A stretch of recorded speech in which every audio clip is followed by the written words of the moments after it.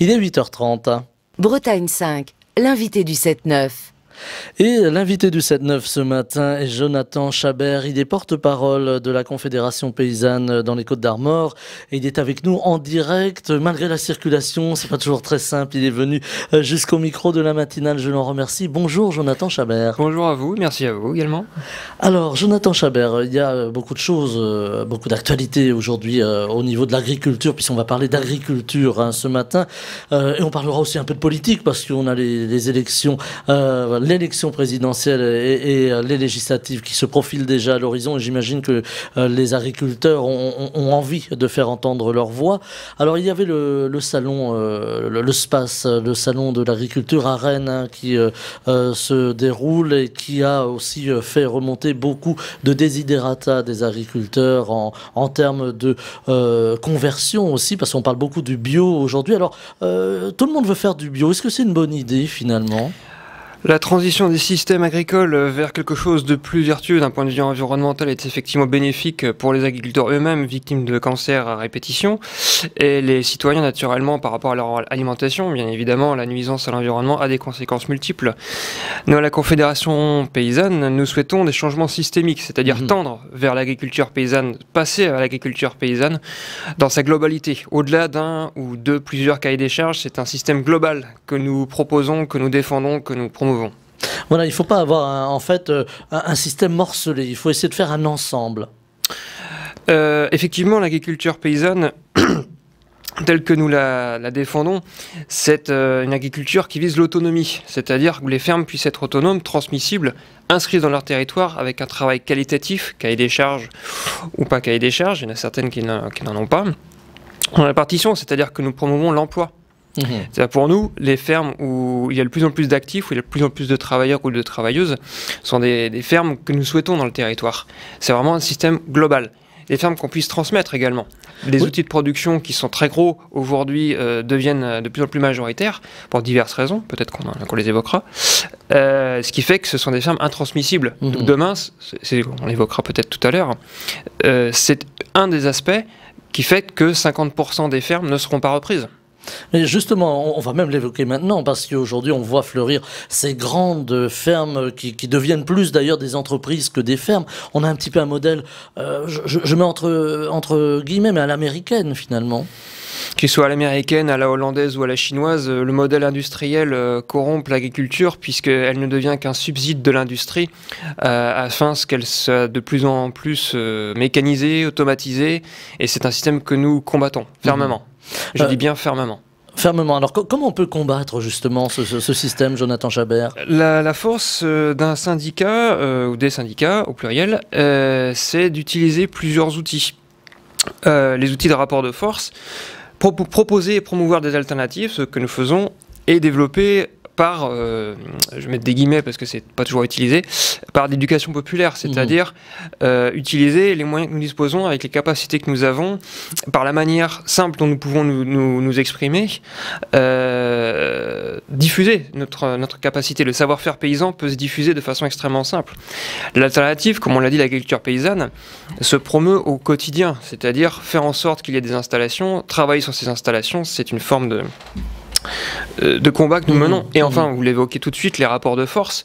Vous avez dû suivre l'actualité, j'imagine. Donc, on va en parler, effectivement. Un syndicat, tel que la Confédération paysanne, utilise à la fois la représentativité, c'est un long mot, c'est-à-dire siéger dans des commissions dans lesquelles nous sommes inscrits, nous sommes représentés, qu'elle soit de façon très départementale, la commission départementale d'orientation agricole, au pluriel, économie, structure, etc., pour défendre l'accès au foncier notamment. Nous pouvons également, j'ai parlé de désobéissance civile, faire des manifestations. Nous pouvons occuper des locaux. Dans l'histoire de la Confédération, depuis 1987 et avant elle, les paysans travailleurs, il y a eu des occupations de fermes, il y a eu des occupations foncières, il y a eu, je peux faire la liste, mais ce serait intéressant d'ailleurs, il y a eu diverses actions qui ont porté leurs fruits. Donc ces actions, nous n'avons aucune rétention à les restreindre, dès lors que nous les avons planifiées et que nous les revendiquons à visage découvert. Alors justement, ces actions, elles vont aujourd'hui pour cette paysannerie, hein, et le mot est fort, face un petit peu à cette industrie. Alors est-ce qu'aujourd'hui, il faut... alors vous avez déjà évoqué hein, l'industrie, on pense tout de suite en Bretagne à l'industrie agroalimentaire, on a l'impression que c'est elle qui donne le tempo aujourd'hui. Comment vivre face à cette énorme industrie agroalimentaire sans en dépendre finalement ? J'ai combien de temps pour répondre? Alors, il est 8h36, prenez votre temps, hein, pas de souci. Comment vivre pour avant en dépendre? Plusieurs systèmes ont été mis en place pour essayer de compenser l'écrasement effectivement des prix non rémunérateurs. La PAC eût été une réponse à une époque. On pouvait attendre, on pouvait espérer au travers des différentes réformes qu'elle atténue, si vous voulez, les distorsions de concurrence liées au marché. Force est de constater, en prenant seulement la statistique agricole, c'est-à-dire le nombre d'agriculteurs, qu'elle est en chute libre. Donc la PAC, à elle seule, n'a pas été un outil suffisant. Elle a permis à certaines de survivre. Je ouvre et faire une parenthèse très vite là-dessus, peut-être qu'on y reviendra. Pour certaines exploitations agricoles, la PAC, c'est 50% du chiffre d'affaires, 200% du revenu. Vous enlevez la PAC, il n'y a plus de revenus. Donc, elle est un outil de compensation, mais pas suffisant. Nous en attendions beaucoup lors de cette dernière réforme. Ensuite, on pourrait avoir la spécialisation, c'est-à-dire aller vers des productions qui sont encadrées, qui sont encore un petit peu régulées, qui sont contractualisées, si vous voulez. On a les circuits courts, évidemment. On a les circuits, le nom m'échappe, on a d'autres circuits qui peuvent permettre justement aux producteurs et aux productrices d'avoir une rémunération. Les autres activités, faire par exemple une activité laitière couplée à une activité de transformation, à une activité de gîte, une activité de tourisme, etc. C'est de la diversification. Voilà, finalement. il y a plusieurs réponses, mais face à l'écrasement, effectivement, ces réponses sont-elles suffisantes? Pour certaines fermes, force est de constater que ça a pu marcher. Pour la mienne, je suis en vente directe, en agriculture biologique et en vente directe, donc jusqu'à présent ça marche. Mais voilà, pour l'écrasante majorité des agriculteurs, quels qu'en soient les secteurs, y compris l'agriculture biologique, les secteurs sont en crise, puisqu'ils sont dérégulés. Dérégulés dans le sens où la contractualisation, faire des contrats, pour être plus clair, est quelque chose qui n'est pas stricto sensu obligatoire dans certaines filières, voire qui est inexistant. Est-ce qu'il y a une solidarité entre les agriculteurs? Alors, je pense aux agriculteurs bio, hein, puisque on parlait à l'instant du bio. Est-ce qu'il y a une solidarité? Est-ce que les agriculteurs se réunissent, imaginent, voilà, essaient finalement de faire bloc? Comment je vais y répondre? La solidarité, l'entraide, c'est quelque chose qui est bien plus commun qu'on ne le croit. C'est même la base. Quand on nous assène continuellement que la libre concurrence et la loi de la jungle sont majoritaires, dans l'histoire, et je dis bien dans l'histoire, c'est faux. C'est l'entraide qui a permis aux agriculteurs, aux agricultrices de passer les crises, quelles qu'elles soient. Et force est de constater que la libre concurrence et l'industrialisation diminuent cette forme d'entraide. Mécaniquement, le nombre d'agriculteurs diminuant, il y a moins d'entraide. Je me souviens je crois que c'était Jean Maigri, l'ancien président de la communauté de communes de Lamballe, c'était pas Lamballe Terre et Mer à l'époque, pardon pour le nom, et avait dit à son époque, quand il était jeune, on voyait beaucoup de chantiers collectifs, on voyait beaucoup de gens dans les champs. Aujourd'hui, on voit un tracteur. Donc effectivement, cette entraide, elle est moins visible, mais elle existe toujours. Elle existe vraiment toujours, qu'on soit en agriculture biologique ou qu'on ne le soit pas. J'ai pas peur de le dire. Moi, j'ai souvent demandé des coups de main à mes voisins en conventionnel. Justement, c'est ce que j'allais vous demander. Est-ce que les agriculteurs conventionnels discutent avec les agriculteurs, les agricultrices bio, parce qu'on a l'impression de deux mondes finalement quand on voit ça un petit peu d'extérieur. Dans la Confédération paysanne, je le rappelle souvent, la Confédération a été fondée par les agriculteurs qui n'étaient pas en bio. Et aujourd'hui, un certain nombre d'entre nous sont en agriculture biologique, pas tous, mais on n'oublie pas d'où on vient et on défend encore une fois l'agriculture paysanne et pas spécifiquement je dis bien pas spécifiquement l'agriculture biologique, nous la défendons. Nous défendons effectivement plein de choses qui sont reliées à l'agriculture biologique, mais nous discutons avec toutes et tous, quoi. Justement, aujourd'hui, on parle du malaise agricole, hein. C'est sur toutes les lèvres. Il y a eu des films, des documentaires, des émissions de radio autour de ce malaise agricole. Beaucoup d'agriculteurs n'y arrivent pas. Parfois, ça se termine en drame, hein, par un suicide. Comment par jour. Oui, le chiffre est terrible. Le chiffre est terrible parce que derrière, il y a une histoire humaine. On l'oublie parfois. Il y a la statistique, mais il y a l'histoire humaine. Est-ce que vous essayez de discuter avec les agriculteurs en grande difficulté et vous essayez de prévenir ces gestes et en tout cas de les entourer? C'est toujours très émotif pour moi, ayant connu plusieurs de mes amis qui se sont suicidés. Donc oui, effectivement, la prévention du suicide, c'est quelque chose de très important. L'association Solidarité Paysans en Bretagne, qui est une émanation également de la Confédération, travaille sur cette question-là. Il faudrait les inviter d'ailleurs. Eh bien écoutez, voilà, on le fait en direct, mais tout à fait, ils sont les bienvenus au micro de la matinale, bien entendu. Il y a un travail très important qui a été fait pour prévenir le suicide, mais comment dirais-je, c'est pour ça qu'on travaille à la fois sur la prévention des risques, accompagnement d'agriculteurs en difficulté par Solidarité Paysans, mais même entre nous, hein, quand on sait qu'un collègue est en difficulté, hop, on fait tout pour l'aider, etc., sans pour autant mettre de casquette. Mais nous travaillons sur le système. Qu'est-ce qui conduit des gens à être dans la détresse?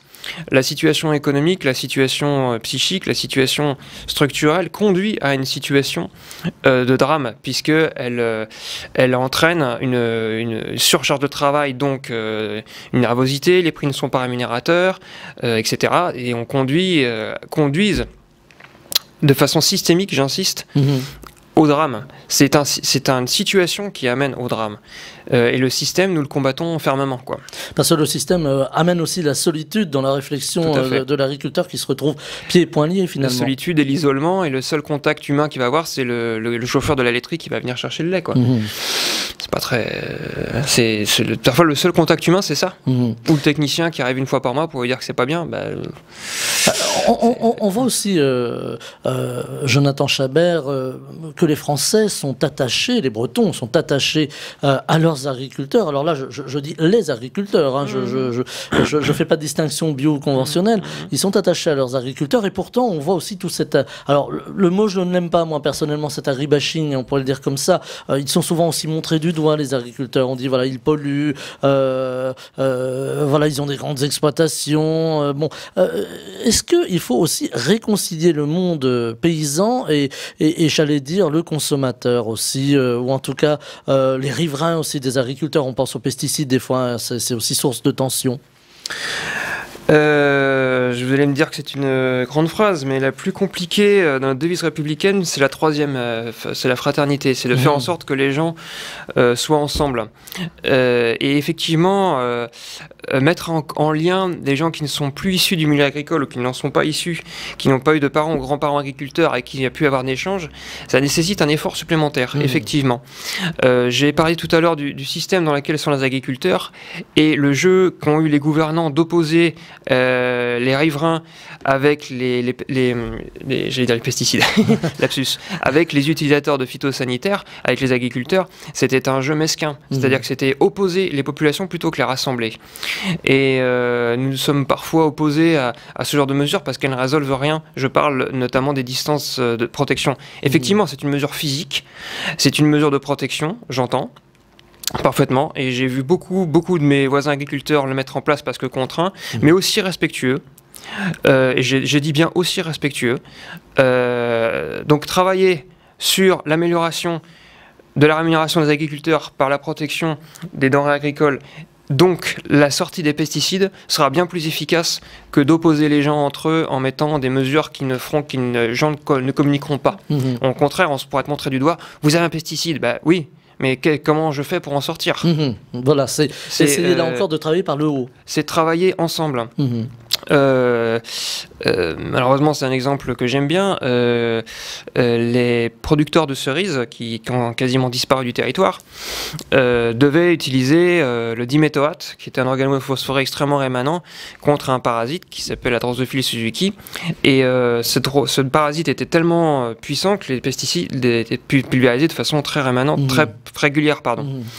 Et nous, à la Confédération paysanne, nous avions alerté le ministère de l'Agriculture en disant attention, il y a un grand danger de santé publique, il faut interdire ce pesticide et dans le même temps, et je dis bien et dans le même temps, faire une mesure qui s'appelle la clause de sauvegarde pour interdire les fruits traités au diméthoate sur le territoire national. Et le ministre a fait les deux, c'est-à-dire qu'il a interdit le pesticide et les fruits traités au diméthoate, donc une mesure protectionniste qui allait en bénéfice des agriculteurs et des riverains.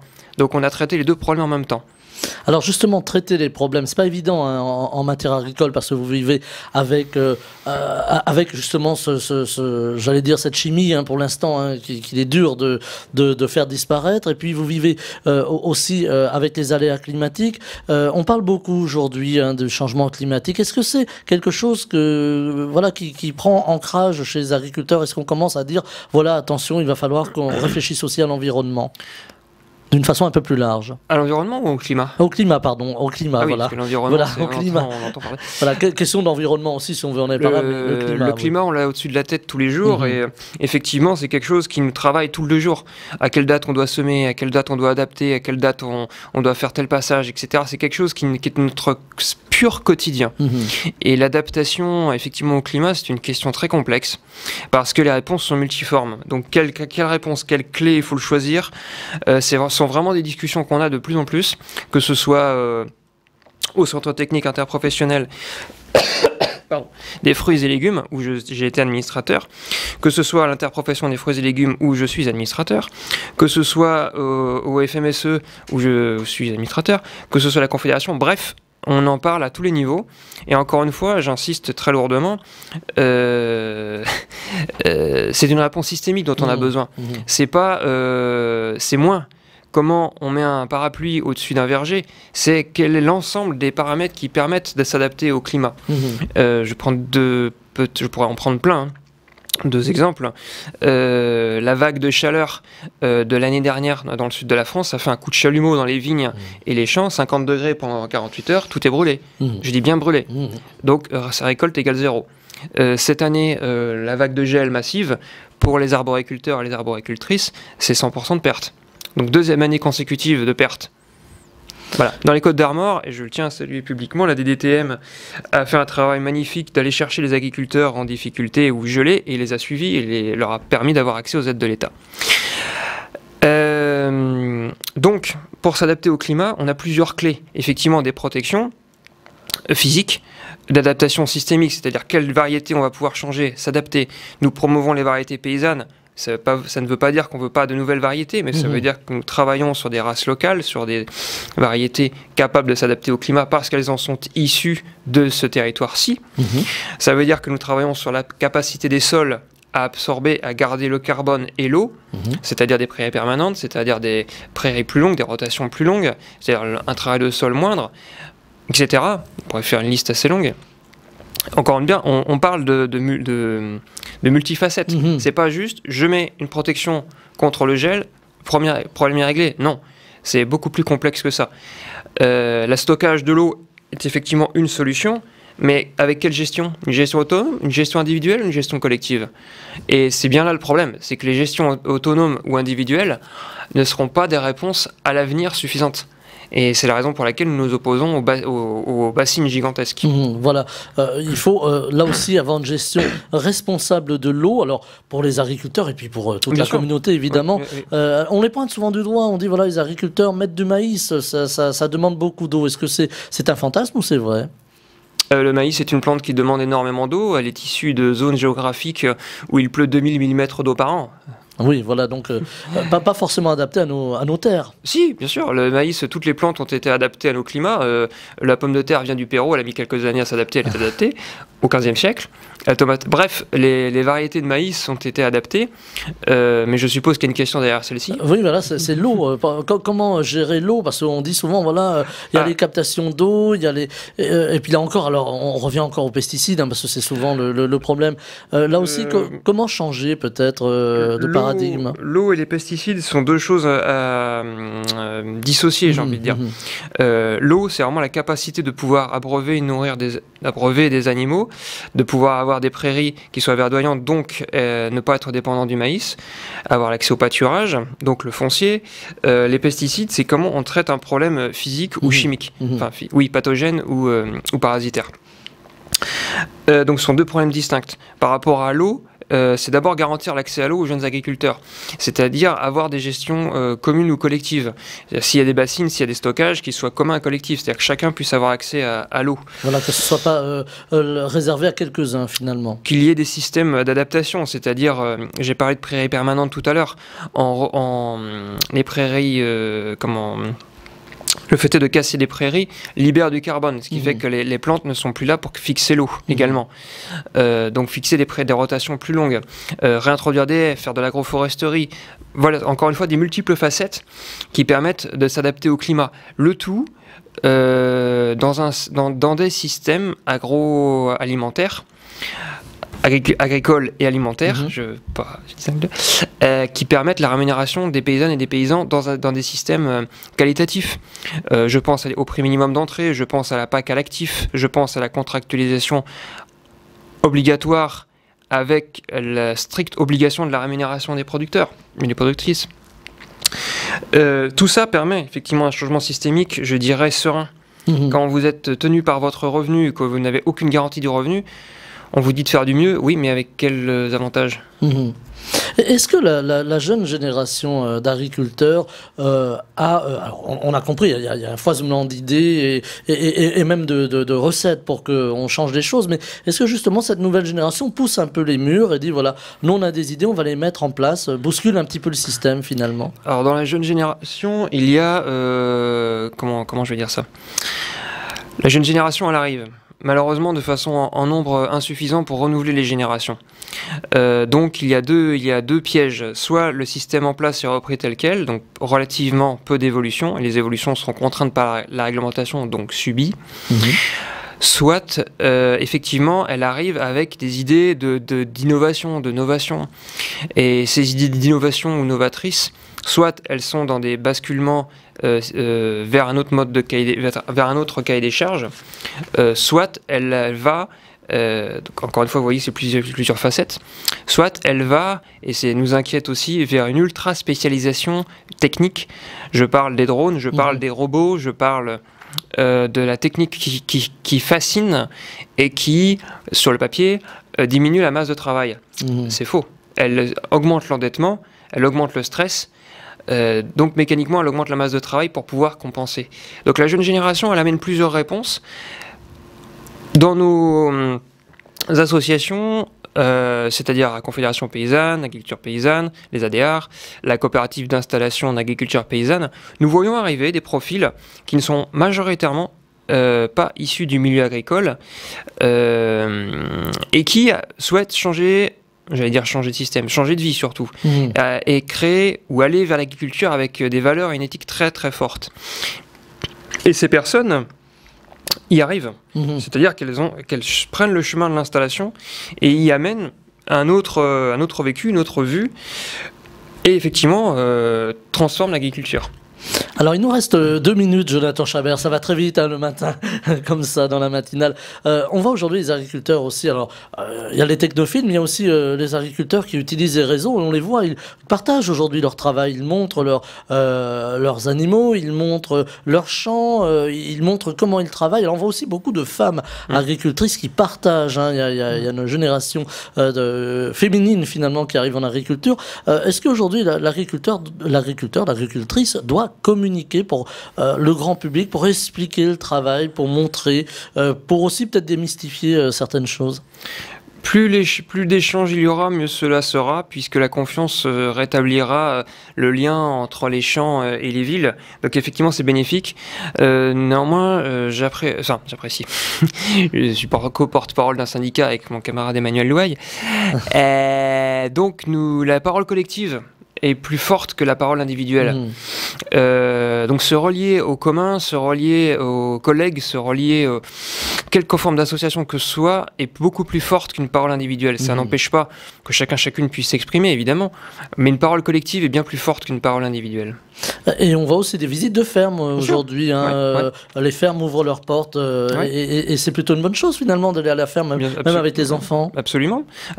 D'ailleurs, nos réseaux proposent le mois de l'installation au cours du mois de novembre et je vous invite peut-être à couvrir l'événement. Mais oui, on en parlera évidemment. On aime bien donner la parole, nous aussi, aux paysans. Le terme prend tout son sens. En tout cas, merci infiniment, Jonathan Chabert, d'être venu jusqu'au micro de la matinale pour nous parler. C'est toujours agréable. Voilà, c'est partagé et pour nous parler de la paysannerie dans le sens le plus noble du terme. Jonathan Chabert, je rappelle que vous êtes porte-parole de la Confédération paysanne dans les Côtes-d'Armor. Alors co-porte-parole, parce que vous êtes plusieurs, je crois. Deux, voilà. Donc vous étiez avec nous en direct ce matin. Je vous en remercie. Je vous souhaite une très belle journée. Très bonne journée à vous. Merci beaucoup. Et il est 8h55 déjà. Bretagne 5 matin, le 7-9, Stéphane Hamon.